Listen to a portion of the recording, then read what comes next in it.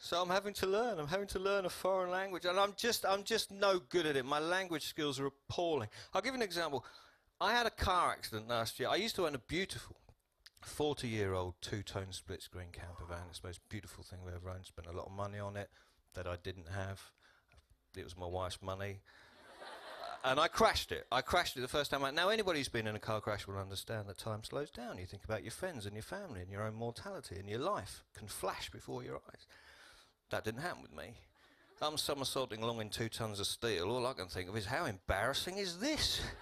I've become so wrapped up in my own image and dignity. I'm that far from death going, what will people think of me now? And the van came to a halt upside down in a vineyard, and this was the point I got frightened, because this was the point that I realised that I didn't have the language skills to cope with this situation. I was actually regretting not putting my son in the back of the van when I started the journey.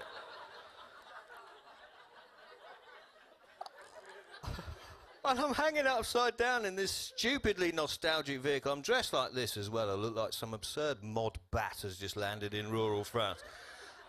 And I'm frightened. I'm genuinely frightened. Because like most people in the room, I did French at school, and I know nothing. When I was at school, they just gave you a textbook and told you to get on with it. We had something called the Tricolore book. That was what... You remember your Tricolore book? Well, back me up on this. Francois was never in a bloody car crash, was he? I can order a ham sandwich outside the castle on a Sunday. I've got that down fine. There's no vocab table for dealing with paramedics. I know my way around La Rochelle like the back of my bloody hand. I've never even been there.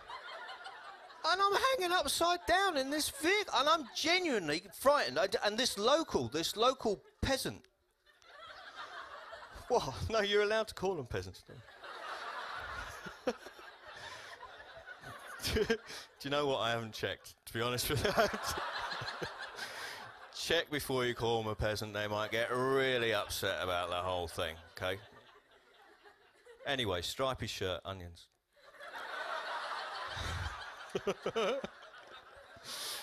He's seen the whole thing, and it looks far worse than it is, but he's genuinely concerned, and he comes running up, and he peers in the broken windscreen, and he sees me hanging there, upside down. He goes, "Ça va?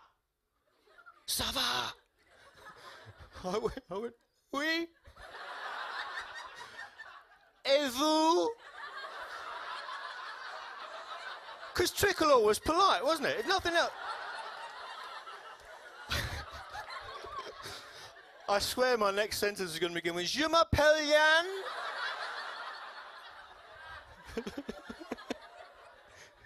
I read about this bloke, a remote control plane enthusiast, and he flies remote control planes about. Very boring, man. I apologise if that's your hobby, but it's time you knew, frankly. He came up with the idea of putting a live hamster in the cockpit of one of his planes. Complete wacko, right? His plan is fly the plane around with a hamster in the cockpit. Okay, look, now you're staring at me. Look, the hamster's having a good time, okay? Biggles, goggles, white scarf. Little semi-naked hamster painted on the side of the plane. Fly it around, deliberately crash it, bury it, just walk away. So that in 200 years' time, some naive archaeologist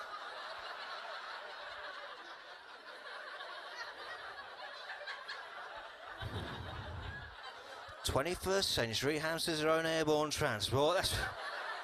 Ladies and gentlemen, you've been a delight. Enjoy the rest of the show. Me and more. Thank you. We